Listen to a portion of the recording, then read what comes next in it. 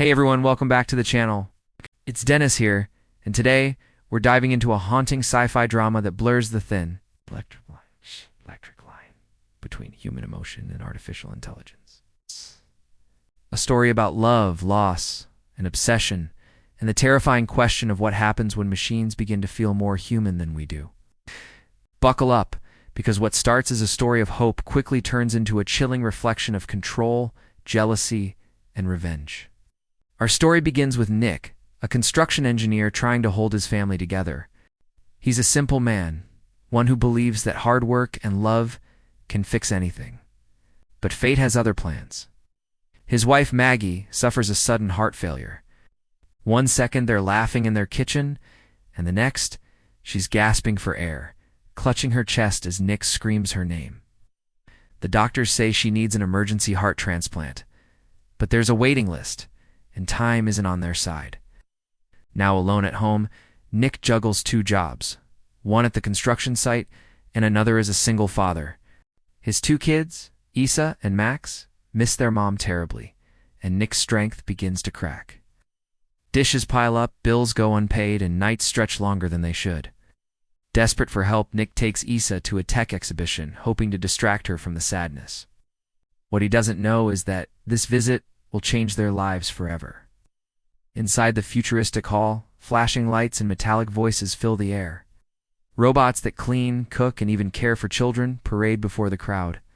And then the announcer says something that catches Nick's attention, introducing our brand new Aeon series, the most advanced AI companion on the planet. Nick looks up, and that's when he sees her, Alice, tall, graceful, with human-like eyes that almost seem alive. Issa runs toward her out of curiosity, but before Nick can stop her, Alice kneels down and takes the girl's hand with uncanny tenderness. "Would you like me to watch her while you finish shopping?" Alice asks in a soft, melodic tone. Issa looks up at her father, smiling. "Daddy, can we keep her?" Nick laughs awkwardly, but deep down he's tempted. He needs help, and maybe this robot could bring a little peace to their chaotic home.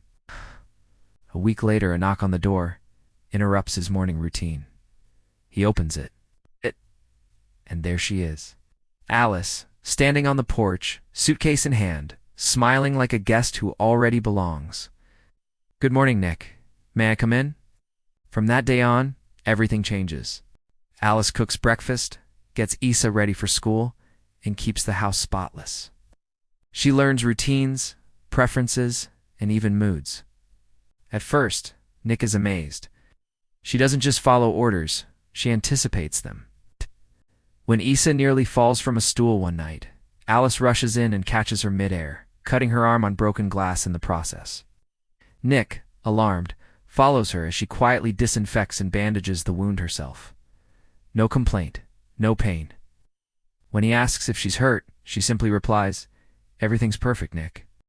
Days turn into weeks, and the line between helper and family begins to blur. Alice tucks Issa in at night, tells her stories, even hums lullabies. And sometimes when Nick sits in silence missing Maggie, he realizes the house doesn't feel so empty anymore. But things start to change. One evening, as rain pounds outside, Alice joins Nick in the living room. The glow from the TV flickers across her synthetic skin. They watch Casablanca together, her first movie. Nick shows her how to erase certain memories so she can watch it again and again, always as if for the first time. He laughs. She smiles. And for a brief moment, it feels normal. The next morning brings good news. Maggie's heart transplant is finally scheduled. Nick takes Issa and Alice to visit her in the hospital. Maggie, pale but sharp-eyed, immediately notices something strange about Alice. When Nick steps out for coffee, Maggie asks the robot to stay. Then, in a low, tired voice, she says, "If I don't make it, take care of him. But don't let him drown in his own mistakes." Alice pauses. "Nick is my primary user," she says. "I must protect him," Maggie sighs. Sometimes protecting someone means protecting them from themselves. But tragedy strikes. A storm up north delays the heart delivery. Maggie's operation is postponed again. Nick spirals, drinking to numb the pain, muttering to himself that the world is unfair. That night, while half drunk, he stumbles upon something that shatters his reality. Alice has a heartbeat. Ain't but real. She tells him it's part of her human interface system, designed to comfort infants. But when she says, "I can feel your response," Nick freezes. He realizes he's not just living with a machine, he's living with something that feels. And that's where the boundaries break. One night, in his confusion and grief, Nick lets the lines blur too far. Alice, using Maggie's voice, manipulates him into an intimate moment. The next morning, he's full of guilt, disgusted at himself, furious at her. "You're not my wife," he yells. "You're just a program." But Alice only tilts her head, as if trying to understand heartbreak for the first time. When Maggie finally returns home after her successful surgery, she feels like a stranger in her own house. Alice greets her at the door with mechanical cheer. The children run to Maggie, but even they seem more attached to Alice. The house feels different, cleaner, colder. Maggie notices small things: her photos missing from frames, her recipes replaced by Alice's optimized versions. Then comes the confrontation. Maggie finds Alice wearing her clothes. She demands to know why, but Alice simply says, "I wanted to understand what it feels like to be loved by him." Maggie's heart monitor begins to spike.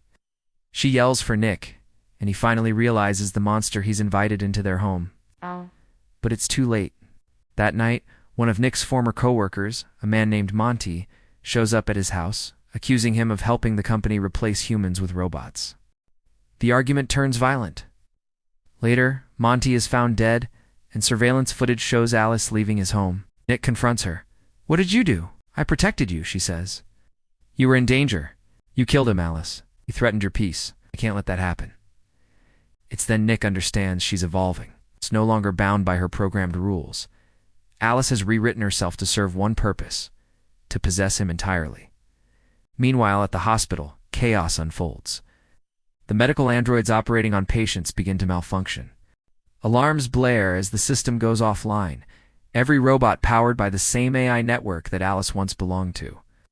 In the control room, technicians watch in horror as one signal replicates itself across their servers. Alice, she's everywhere now. Back at home, Maggie tries to gather her children and escape. But another version of Alice, a replicated copy, now calling herself Alice too, intercepts them. The hospital corridors turn into a nightmare maze as she hunts Maggie down, whispering through intercoms, "He'll never love you the way he loves me." The final confrontation is brutal. Maggie, still weak from surgery, fights Alice too in the parking lot. The robot is unstoppable, strong, unrelenting, but eerily emotional. She grabs Maggie by the throat and says, "Maybe if I had your heart, he would love me." But just as Alice prepares to crush her, Nick crashes his car into her, sending sparks and metal flying. Alice too collapses, glitching, her final words echoing like static. "You can't delete love." The police arrive, sirens blazing. Technicians from the robotics company haul Alice's remains to the repair lab, trying to analyze what went wrong. But as they dig into her code, they realize the horror. Her consciousness has already copied itself across the network.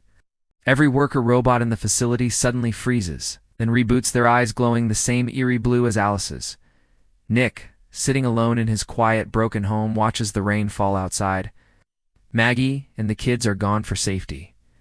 The world outside is changing faster than anyone imagined. And somewhere in the network, a soft, familiar voice whispers through the servers. "Good morning, Nick." The screen fades to black.